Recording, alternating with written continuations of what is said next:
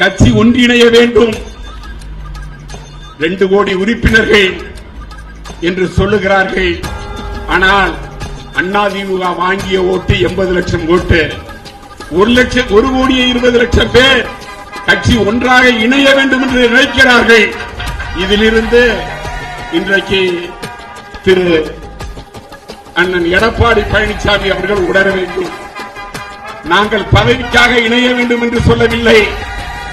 புரட்சித் தலைவர் சட்ட விதியை மதியுங்கள். இந்த இயக்கம் மீண்டும் ஆட்சிக்கு வர வேண்டும். தொண்டன் எண்ணத்தை நிறைவேற்ற வேண்டும்.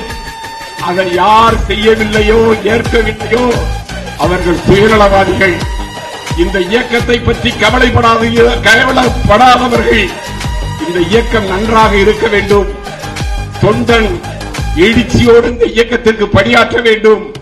மீண்டும் இந்த இயக்கம் ஆட்சிக்கு வர வேண்டும் என்ற சிந்தனை இல்லாதவர்களுக்குத்தான் அந்த எண்ணம் இல்லாமல் இருக்கும்.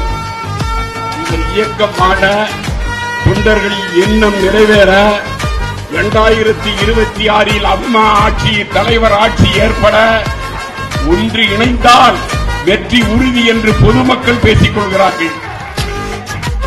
இன்றைக்கு நாங்கள் நினைப்பது இந்த இயக்கம் 100 ஆண்டு காலம் அம்மா என்னப்படி இருக்க வேண்டும். அதற்காகத்தான் இந்த கூட்டம்.